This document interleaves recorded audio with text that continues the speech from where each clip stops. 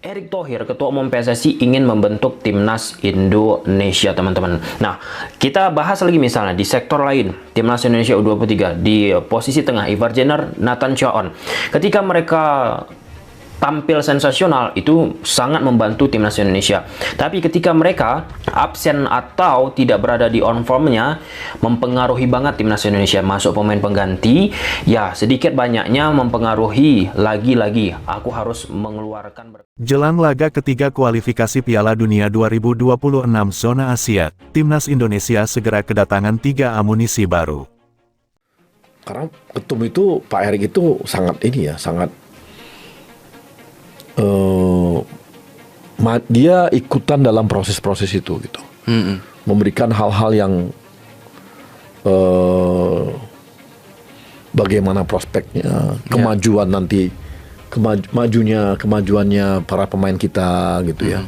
Kan dipikiri. Kan bisa lihat tuh, pemain-pemain kita kan banyak yang dipikirin Pak Erick. Bener. Ya kan? Bener. Marcel.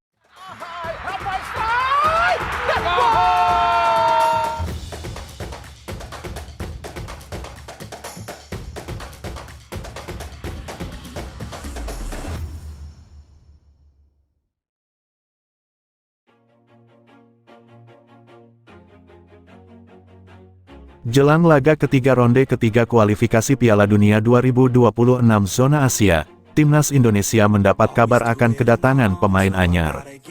Bahkan ada 3 nama yang santer segera dinaturalisasi dalam waktu dekat ini.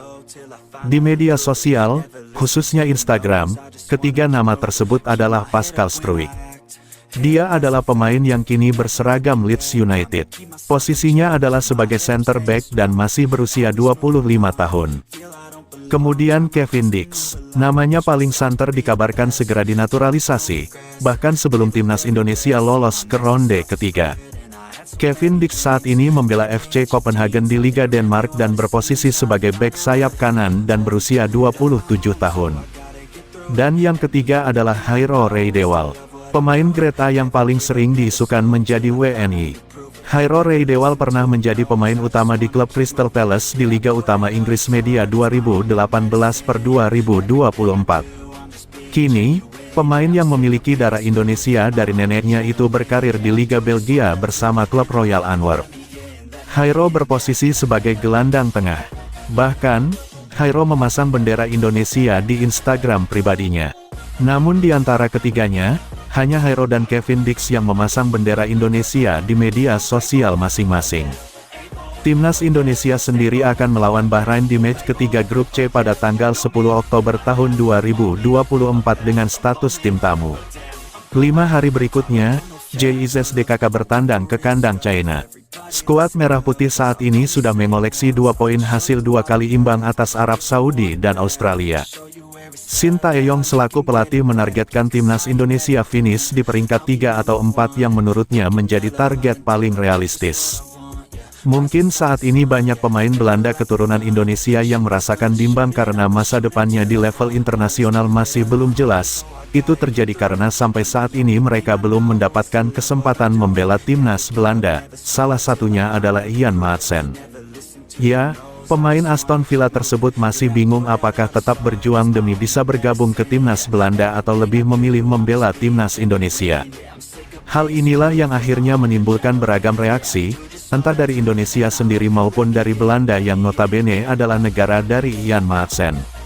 Berdasarkan informasi, PSSI dikabarkan diam-diam tengah melakukan sebuah operasi demi bisa mendapatkan pemain keturunan baru, dan dikabarkan pemain yang diincar PSSI mengerucut pada sosok Ian Maatsen. Sebuah kabar yang tidak terlalu mengejutkan karena pemain berusia 22 tahun itu sebelumnya memang tengah dirumorkan bakal bergabung dengan Timnas Indonesia. Hal itu terjadi karena Ian Maatsen masih memiliki darah Indonesia, tepatnya dari Jawa. Rumor itu semakin kencang karena sebelumnya Maatsen mengungkapkan rasa kecewanya karena sampai saat ini dirinya belum diberi kesempatan untuk membela Timnas Belanda di level senior. Jika Maatsen bergabung, maka ini adalah keuntungan besar yang bakal didapatkan oleh Indonesia. Selain masih muda, Maatsen juga sudah memiliki banyak pengalaman di sepak bola Eropa. Bahkan dalam karirnya, Maatsen sudah pernah membela tim-tim besar seperti Chelsea hingga Borussia Dortmund. Jika bergabung, Maatsen bakal menjadi pemain termahal Indonesia karena market value-nya saat ini menyentuh angka 695 miliar rupiah. Dan keuntungan lain yang bisa didapatkan oleh timnas Indonesia adalah soal peran Maatsen di lapangan. Berdasarkan situs transfer market, Ian Maatsen bisa bermain sebagai bek kiri maupun winger kiri.